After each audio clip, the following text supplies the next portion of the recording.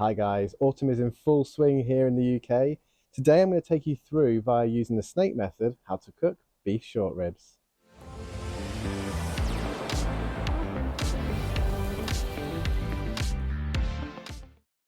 Okay, so here they are. These are some massive beef ribs that I've managed to get from my butchers. Got some brilliant marbling on there, which I'm really pleased about.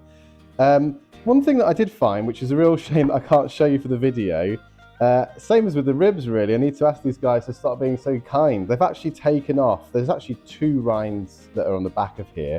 They've taken off the first layer already for me. It must be part of their general service.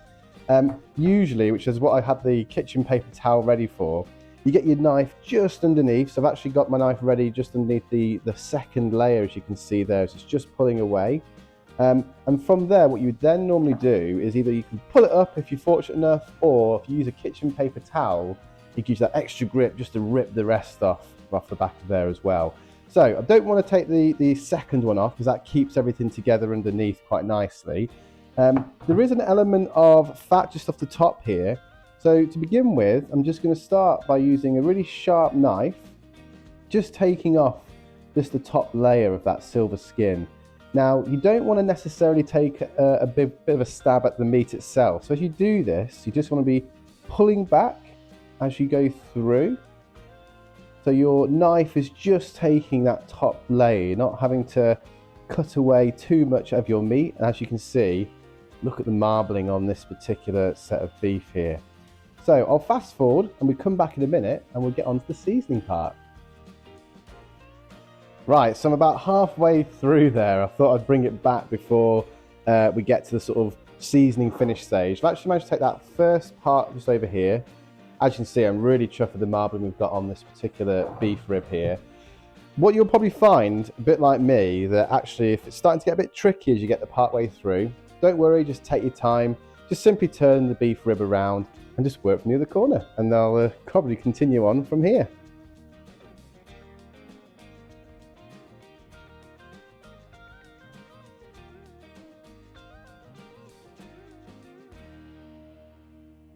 Look at that.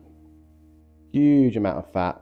You obviously want to make sure you get all the fat completely off the top here, because, well, more so on the chunk that I'm working with here. There's such a big chunk, it would take hours and hours to render some of this down. Right then, so next is to actually season the ribs themselves. So I've actually flipped it over already on the back. It's not too much on the back and it comes to holding a rub that you may bind. So I'm just going to use a little bit of olive oil, a very, very small amount, just so I can rub this. Oh, did like a Jamie Oliver serving there, a bit too much maybe.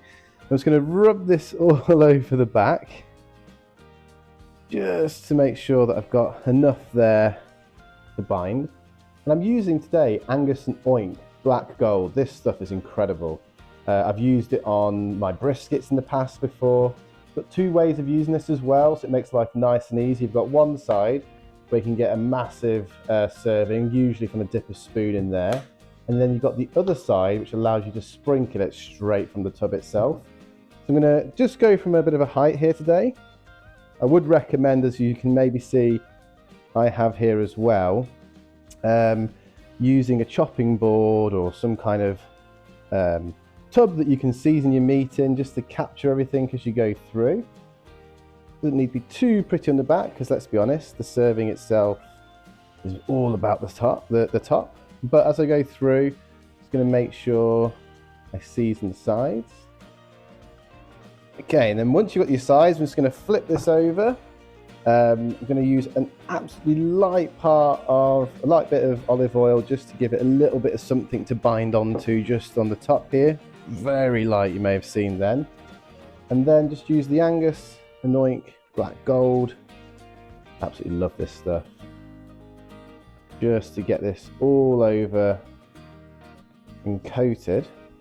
Actually, very fine. It's probably better to go with the more open side, ironically, on this particular rub, because it's got quite a lot of chunky bits in there.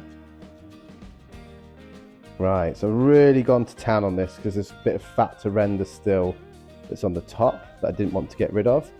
Really light pat down to make sure everything's going well. And what I'm going to do now is check back on the barbecue. So when it gets to just over that 170, I'm going to slowly close the bottom vent only down. We want that to steady off around the 250 to 275 Fahrenheit. So let's go get a look at that.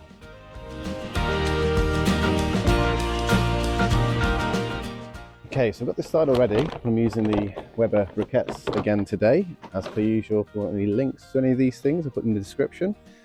So what I've done is a 2x2 stack just going along the bottom. And because these are beef ribs, I don't need to go quite as heavy as if I was doing a brisket. So I'm just going to do a single layer going across the top. And as I've done that, what I'll do is I'm going to keep about 10 briquettes or so behind, just to put that in the chimney, the chimney fire starter. I'll use that at the very beginning of my fire to get things going. So let's check back in just a moment.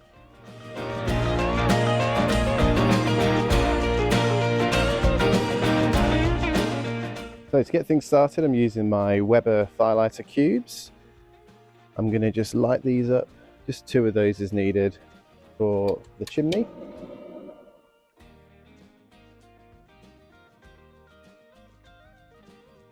There we go, excellent. And then finally, I have also got my chimney fire starter with about 10 or so briquettes just to get things going. So I'm going to make sure the flame is just over there. So I reckon we come back in about 7 to 10 minutes and we'll get this thing started.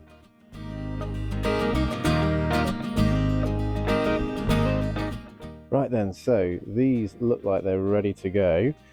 So what I'll probably do is I'm just going to use some tongs, just because I want to make sure I place these exactly where I want to, just at the beginning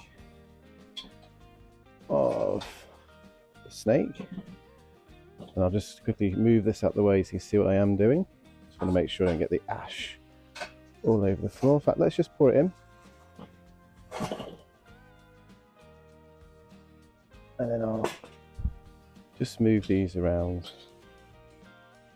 Gosh, the actual little firelighter squares will still go in there, which is quite impressive.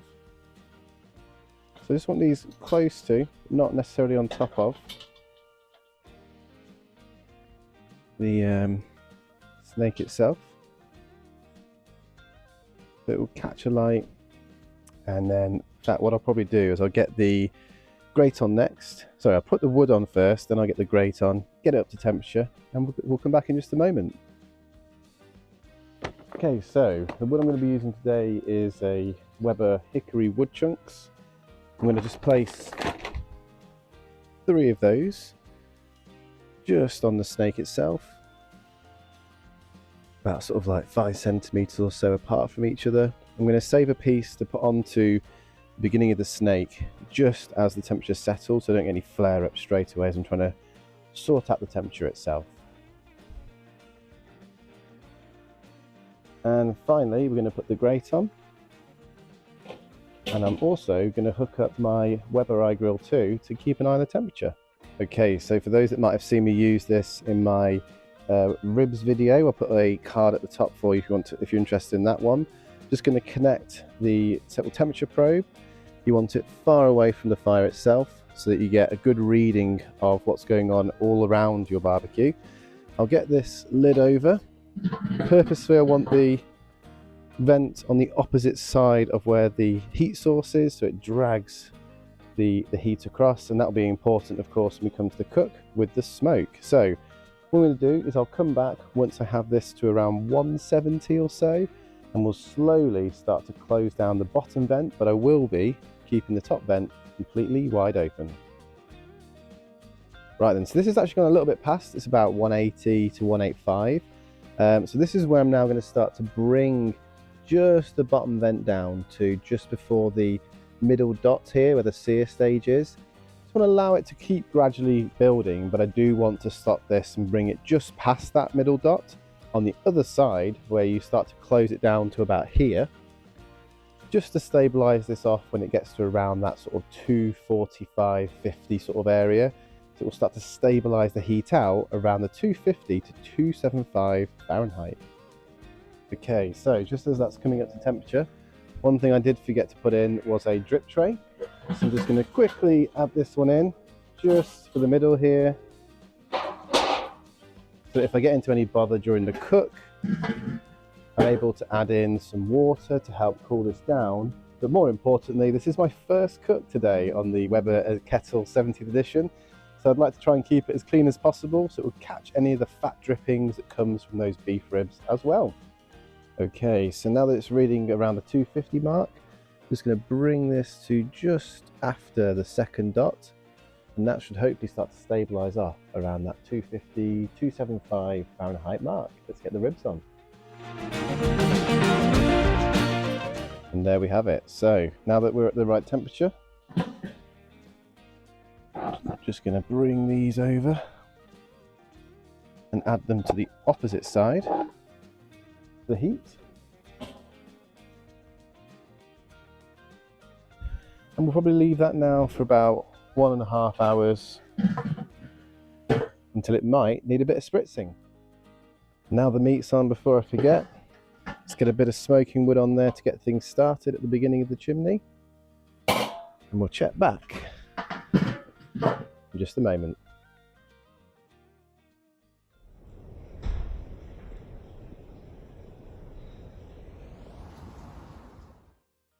Okay, so we're about sort of 5.5 to 6 hours into the cook now. It's been a bit of a downpour, which you might be able to see. It's been raining in the background and still is a little bit. I've checked this just recently, so we want to actually get this to about the sort of 200 to 210 Fahrenheit mark. So this is actually putting in really nicely, so I'll just kind of bring this over here. You see it's no resistance. Let's just see what we're getting up to. So we're nearly there. I think it doesn't really need any spray either, which is quite interesting. I decided to leave this completely unwrapped. You can of course spray this with the likes of water, apple cider vinegar. I usually like to use apple cider vinegar and a mix of Worcestershire sauce, which is what I use for the briskets, just to add a little bit of flavour, but more so it's about moisture retention in truth. So yeah, I think I'll probably leave this on for another sort of 5-10 minutes and we might look at getting these off.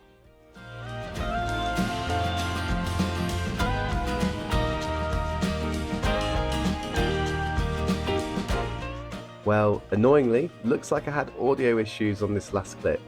So unfortunately I'm coming to you from the future, so I think a new audio mic might be on the Christmas wish list for this year. Now overall, I wouldn't say this turned out to be my best beef ribs, as there was still quite a bit more fat on the one side than I would have liked, and this actually rendered and cooked a little quicker when it came to the heat source moving round, and that's my mistake. I forgot to move the grate also, so quick tip out there for those of you who are going to cook these. But I guess that does give me a nice excuse to cook them again and make another video. That said, I am pleased with the bark, which is testament to the Angus and Oink rub that I used. I did mention earlier on in the video I'd use this on a brisket, so I've just got a quick image here of me using that, which I'm sure I'll create a video on this in the future. Now finally, as you can see as I cut into the ribs, they're surprisingly really juicy, given that I actually cooked these completely unwrapped, and there's a decent smoke ring just around the meat as well. Anyway, that wraps up this week's cook. I'm currently on the road to 100 subscribers, which would be amazing if we can hit this by the end of the year. And I just want to thank all of you who have subbed to the channel so far. If you have any questions, please don't hesitate to comment below and feel free to suggest ideas on what you'd like to see next.